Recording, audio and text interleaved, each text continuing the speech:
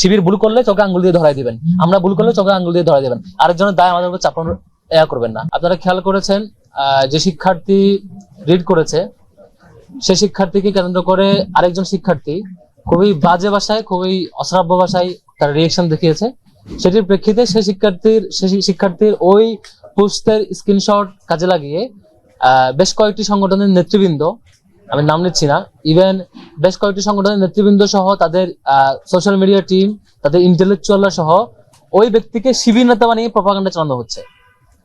আমাদের দিক থেকে আমরা বাংলাদেশের পরপরই ক্লিয়ার করেছি যে ওই ব্যক্তি আমাদের সাথে কোনোভাবে সংশ্লিষ্ট না, বরং তাকে আইনি অ্যাকশন নেওয়ার জন্য আমাদের সাথে বিশ্ববিদ্যালয় প্রশাসনকে ফোন দিয়েছি, বলেছি যে হচ্ছে একজন নারী শিক্ষার্থীর প্রতি যে ধরনের বাজে ভাষায় বাজে অ্যাপ্রোচ করেছে এটিকে বিশ্ববিদ্যালয় প্রশাসনকে অবশ্যই তার বিরুদ্ধে অ্যাকশন নিতে হবে। আমরা ওভার ফোনের সাথে সাথে ইউনিভার্সিটি প্রশাসনকে জানিয়েছি এবং আমরাও আমাদের স্ট্যান্ড সোশ্যাল মিডিয়ায় ক্লিয়ার করেছি। এরপর আপনারা এমনকি দেখে থাকবেন বিএনপি পন্থী অন্যতম একজন অ্যাক্টিভিস্ট ফাহাম আব্দুল সালাম, তিনি পর্যন্ত একজন সুবিবেচক আমি মনে করেছিলাম, তাকে অন্তত ক্রস চেক দিয়ে তথ্য বাইরে বলেন বলে মনে করেছিলাম, তিনি পর্যন্ত সেটিকে ইস্যু করে শিবির নেতা প্রদান করে উল্লেখ করেছেন। অর্থাৎ যিনি ক্রাইম করেছেন, অপরাধ করেছেন, তাকে শিবির নেতা বানানোর চেষ্টা করা হচ্ছে।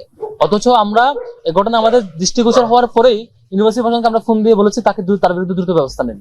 তো এরকম অব্যাহতভাবে নারীর বিরুদ্ধে স্ল্যাট শেমিং এবং নারী শিক্ষার্থীদের বিরুদ্ধে বাজে ভাষায় যেই কালচার গড়ে উঠেছে, বাজে কালচার, সেটির বিরুদ্ধে আমাদের যুদ্ধ, আমাদের লড়াই, এই লড়াইটা সমন্বিতভাবে হওয়া দরকার ছিল। আমরা সেই লড়াইয়ে আমরা বারবার আহ্বান করেছি নারী শিক্ষার্থীদের অধিকার, নারী শিক্ষার্থীদের নিরাপত্তা নিশ্চিত আমাদের সামগ্রিক কাজ থাকবে। তো ঠিক একইভাবে আমাদের ছাত্র শিবিরের জায়গা থেকে আমরা আগেও বলেছিলাম যে আমাদের আলাদা একটা লিগ্যাল টিম আছে, লিগ্যাল আইনি লড়াইগুলো দেখভাল করেন। কোনো ঢাকা বিশ্ববিদ্যালয়ের কোনো শিক্ষার্থী কোনো ধরনের এরকম বা পরিস্থিতির সম্মুখীন হলে তাকে আইনি সহযোগিতা দেওয়ার জন্য আমাদের সেই টিমটা আগে থেকে প্রস্তুত ছিল এবং সেই টিমে আমরা ইতিপূর্বে নানা উদ্যোগ নিয়েছি। তো এরকম নানা ব্যবস্থাপনা থাকা সত্ত্বেও আজকের এই স্পেসিফিক ঘটনা মাগরিবের পর থেকে সংঘবদ্ধ সিন্ডিকেটেড প্রচারণার মধ্য দিয়ে আমাদের বিরুদ্ধে প্রচারণা চালানো হয়েছে এবং সেটির অবস্থান ক্লিয়ার করার জন্য আমরা এটা আমাদের অভিযোগপত্র প্রক্টর স্যার বরাবর আমরা একটা আবেদন দিচ্ছি, একটু পরে দিব, প্রেস কনফারেন্সের পরে স্যারের সাথে কথা হয়েছে, আমরা দিব। সেটি হচ্ছে তার মধ্যে তিনটি ব্যাপার। এক নম্বর ব্যাপার হচ্ছে আজকে যে শিক্ষার্থী আমার ব্যাপারে যিনি রিড করেছেন সেই শিক্ষার্থীকে আরেকজন শিক্ষার্থী যিনি বাজে ভাষায় প্রতিক্রিয়া জানিয়েছেন তার বিরুদ্ধে যাতে দ্রুত সময়ের মধ্যে ব্যবস্থা নেয়, যেহেতু নারী শিক্ষার্থীদের প্রতি, কোন নারী জাতির কোন সদস্যের প্রতি, নারী শিক্ষার্থীদের প্রতি কেউ অন্যায় অ্যাপ্রোচে, অনৈতিক অ্যাপ্রোচে, বাজে অ্যাপ্রোচে কোনো কথা বললে কিংবা সে অ্যাপ্রোচে কার্যক্রম পরিচালনা করে সেটির বিরুদ্ধে আমাদের অ্যাকশন থাকবে। সে জায়গা থেকে তাকে আইনের আওতায় নিয়ে এসে ব্যবস্থা নেওয়ার জন্য আমাদের এই অভিযোগ পত্র। আরেকটি হচ্ছে আমাদের চারুকলা অনুষদে আমাদের প্রচারণা মেটেরিয়ালসকে ভাঙার পরে আমাদের নারী শিক্ষার্থীদেরকে যেভাবে বাজে অ্যাপ্রোচে করা হয়েছে সেটিও এই অভিযোগের আওতায় এনেছি। একই সাথে গত কয়েকদিন ধরে আমাদের আরেকজন নারী শিক্ষার্থী, আমাদের প্যানেলের অন্যতম সম্পাদক পদপ্রার্থী জুমা, ফাতিমা তাসনিম জুমা, তাকে এখন পর্যন্ত প্রতিদিন খুবই বাজে ভাষায়, খুবই খারাপ ভাষায়, অশ্রাব্য ভাষায় তাকে স্ট্যাট শেমিং করা হচ্ছে এবং তাকে থ্রেট দেওয়া হচ্ছে, তাকে ইনবক্সে থ্রেট দেওয়া হচ্ছে। কালকেও শতাধিক আইডি থেকে তার ফেসকে অন্য ভিডিও এবং অডিওতে ছবিতে লাগিয়ে, অন্য ছবি এবং ভিডিওতে লাগিয়ে অ্যাড করে তার বিরুদ্ধে অশ্লীল কন্টেন্ট প্রচার করা হচ্ছে এবং তাকে এক প্রকার রীতিমতো বাজে হুমকি দেওয়া হচ্ছে। এই নানান সামগ্রিক বিষয় নিয়ে তিনিও বিশ্ববিদ্যালয় প্রশাসনকে সহযোগিতা চেয়েছেন, সহযোগিতা পান নাই এবং বিশ্ববিদ্যালয়ের অনেক শিক্ষার্থী তার বিরুদ্ধে এই ধরনের বাজে ল্যাঙ্গুয়েজে আলাপ করার পরে, তাকে হুমকি দেওয়ার পরে, থ্রেট দেওয়ার পরে তিনি সংশ্লিষ্ট সংগঠনের অথরিটিকে ইনফর্ম করেছেন, তারা কোনো ব্যবস্থা নেন নাই। এই সামগ্রিক বিষয়ে আজকে আমাদের হচ্ছে অবস্থান।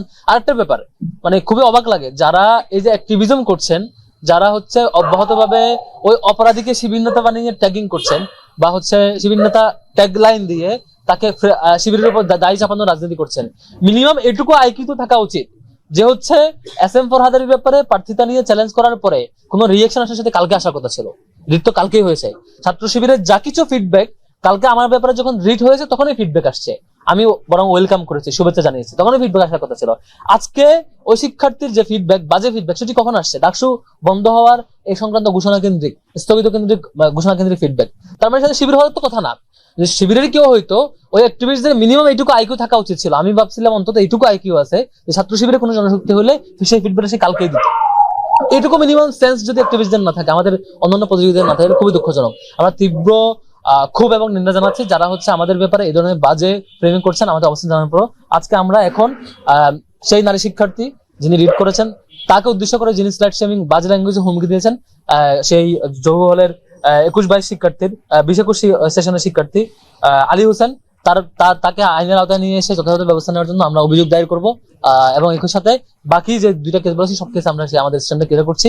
নারী শিক্ষার্থীদের নিরাপত্তার জন্য আমাদের লিগ্যাল টিম অলওয়েজ প্রস্তুত থাকবে। যে কোনো বিশ্ববিদ্যালয়ে যে কোনো নারী শিক্ষার্থী যে কোনো বিষয়ে আইনি সহায়তা চাইলে আমাদের সেই আইনি টিম সহযোগিতা করবে।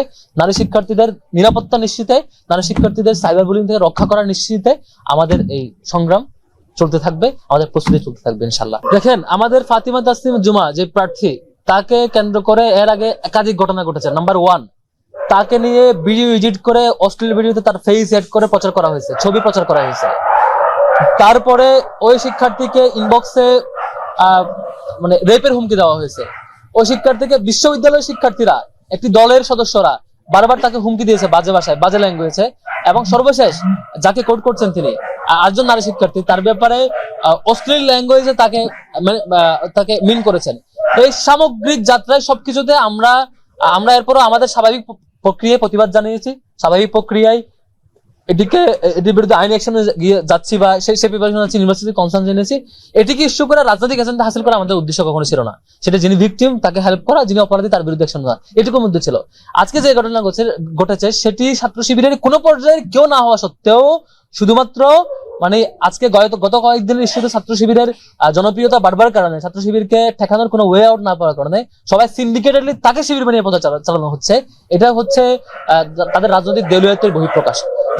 আমি যখন সে দলগুলো নিয়ে মেনশন করে বলি যে আপনাদের ব্যাপারে 1000 কেস আছে, আমি যখন বলি আপনাদের এত শত রেপের কেস আছে, আমি যখন বলি আপনাদের এত শত ধর্ষণের কেস আছে, সব কেস যখন আমি হাজির করি চাঁদাবাদের কেস, তখন তাদের কাছে আর কোনো ইস্যু না পেয়ে তারা দেশের ছাত্র শিবিরের ব্যাপারে অন্যজনের ইস্যু শিবিরের উপর দায় চাপায় আর কি। এই দায় চাপানোর রাজনীতি 24 পরবর্তী সময়ে এসে টিকবে না, শিক্ষার্থীরা এটা প্রতিহত করবে। ঢাকা বিশ্ববিদ্যালয়ের শিক্ষার্থীরা এটা জানে যে হচ্ছে আপনারা দায় চাপানোর রাজনীতি করছেন। আমি সবাইকে আহ্বান করবো, সত্যটাই বলি। আমরা ভুল করলে সেটা মিডিয়া উঠে নিয়ে আসবে, আপনারাও বলবেন। আমরা ভুল কিছু করলে, রং কিছু করলে আপনারা সেটা প্রতিবাদ জানাবেন, কিন্তু আরেকজনের জন্য শিবিরের উপর দায় চাপাবেন এই জিনিস। অথবা আমরা স্ট্যান্ড নেওয়ার পরও, আমরা তাকে পানিশমেন্ট দেওয়ার ব্যাপারে ইউনিভার্সিটিকে ইনফর্ম করার পরও তাও সংঘবদ্ধভাবে প্রচারণা চালাবেন, এটা খুবই দুঃখজনক। জোহরে যে শিক্ষার্থীরা শিবির করে, শিবিরের প্রোগ্রাম দিতে যায়, শিবিরের আয়োজন করে, আপনারা তাদেরকে একটু দেখবেন। তাদের সাথে এই শিক্ষার্থীর কখনো এঙ্গেজমেন্ট এবং কখনো কোনো ফর্মাল প্রোগ্রাম, ইনফর্মাল আড্ডা, সাংগঠনিক আয়োজন, কোনো ধরনের কোনো ক্যাটাগরি তিনি ম্যান পাওয়ারই নন। আমি মাগরিবের পরে যখন আমি অ্যাকশন নেই এবং ইউনিভার্সিটিকে জানাই তার বিরুদ্ধে অ্যাকশন নেন, ব্যবস্থা নেন, এবং আমরা শক্ত ভাষায় যখন বলি, এরপরও এটা এইভাবে তো আর আমরা যেমন ধরেন ছবি নিয়ে অনেক আলাপ। আমি এখন room to room, door to door যাচ্ছি। আজকে যেমন বিজয় 71 হলের প্রায় সবগুলো রুমে যাচ্ছি, প্রায় রুমে অনেক রুমে শিক্ষার্থী আমার সাথে ছবি তুলছেন, যারা তুলছেন সবাইকে শিবিরের। আজকে বিশ্ববিদ্যালয়ে আমার সাথে কমপক্ষে 1000-এর বেশি শিক্ষার্থী ছবি তুলছে আজকে সারাদিনে আমার ক্যাম্পেইনে, বিভিন্ন বাসে, বিভিন্ন রাস্তায়, বা হচ্ছে ক্যান্টিনে আশেপাশে, বা হচ্ছে যখন যেখানে দেখা হচ্ছে। আমি আজকে ডোর টু ডোর গিয়েছি বিভিন্ন হলে, ডোর টু ডোরে সবাই ছবি তুলছে। যিনি আমার সাথে ছবি তুলবেন তিনি কি শিবিরের হয়ে যাবে? শিবিরকে এরকম আপনি মানে কর্নার করতে চাচ্ছেন কেন? যে শিবিরের সাথে যেই যাবে, প্রোগ্রামে যে যাবে, ছবি তুলবে, তাকে আপনি শিবির বানাবেন? এটা তো একটা ওই আগের আওয়ামী প্রজেক্ট, যে শিবিরের সাথে কেউ মিশতে পারবে না, সেই প্রজেক্টের অংশ। আপনি স্পেসিফিক বলবেন অমুক অপরাধ করছে, সে অপরাধের ব্যাপারে শিবির তাকে হেল্প করতেছে, এরকম যদি হয় তাহলে আপনি তাকে অভিযোগ দেবেন। মাগরিবের পর সাথে সাথে আমাদের অ্যাকশন জানানোর পরও, ফিডব্যাক জানানোর পর আমরা দেখেছি সংঘবদ্ধভাবে অপপ্রচার চালানো হয়েছে। এই অপপ্রচার সংঘবদ্ধ চালাইতেই পারেন, বহু বছর চালাইছে আওয়ামী লীগ। 15 বছর তাদের মিডিয়া দিয়ে, তাদের একাডেমিক সাপোর্ট দিয়ে, তাদের পুরো টিম দিয়ে, সোশ্যাল মিডিয়া টিম দিয়ে সংঘবদ্ধ অপপ্রচার দিয়ে শিবিরের কিছু হয় নাই। শিক্ষার্থীরা দিনশেষে শিবিরকে গ্রহণ করেছে, ওয়েলকাম করেছে, এবং শিবির সব জায়গায় তার কার্যক্রম পরিচালনা করছে। এরকম আমি বাকিদেরকে অনুরোধ করবো, আওয়ামী পরিস্থিতি গ্রহণ করিয়েন না। শিবির ভুল করলে চোখে আঙ্গুল দিয়ে ধরাই দিবেন, আমরা ভুল করলে চোখে আঙ্গুল দিয়ে ধরাই দিবেন। আরেকজনের দায় আমাদের উপর চাপানোর করবেন না। আরেকজনের ব্যাপারে আমাদের মতামত ক্লিয়ার করার পরও আপনারা এই মিথ্যা ফ্রেমিংটা করবেন না। এটা করলে দিন শেষে আপনাদেরই ক্ষতি।